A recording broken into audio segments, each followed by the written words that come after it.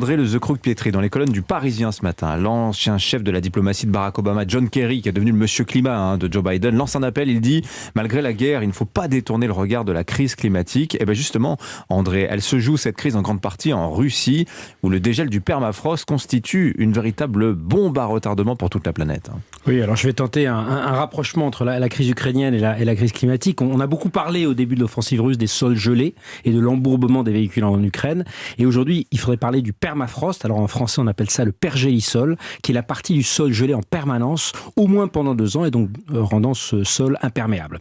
Et donc ce pergélisol, il existe dans les terres les plus au nord, ainsi que dans les hautes altitudes, comme dans les Alpes, et il couvre 90% du Groenland, 80% d'Alaska, 50% du Canada et de la Russie, et notamment la partie sibérienne. En Sibérie, c'est à peu près tout ce qui est au-dessus de 60 degrés de latitude. Pourquoi est-ce important de se soucier du permafrost ? Parce que la formation du pergélisol ou du permafrost est très étroitement liée au changement climatique. C'est pour ça qu'il est surveillé comme un marqueur de ce réchauffement par un réseau mondial de chercheurs qui s'appuie sur des sondages, des mesures de température et surtout de plus en plus un suivi par satellite. Et le dégel rapide pourrait augmenter considérablement les quantités de gaz à effet de serre qui sont émises par les plantes et les anciens animaux qui ont été pris au piège des glaces.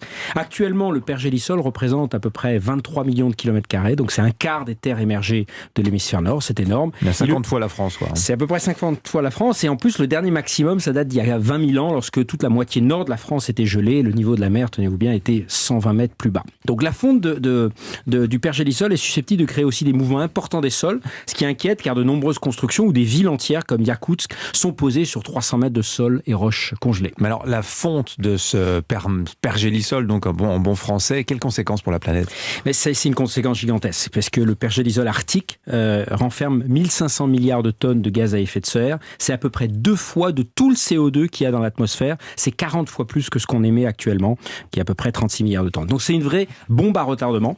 Et à ce jour, c'est un danger quasi invisible parce que les émissions n'ont pas vraiment augmenté depuis 20 ans. C'est 600 millions de tonnes, donc c'est moins de 2% du total. Mais selon une étude britannique, 40% de ce pergélisol pourrait fondre avant la fin de ce siècle, ce qui fait froid dans le dos. Il y a un consensus scientifique pour dire que les émissions de mercure, de méthane, de CO2 augmenteront.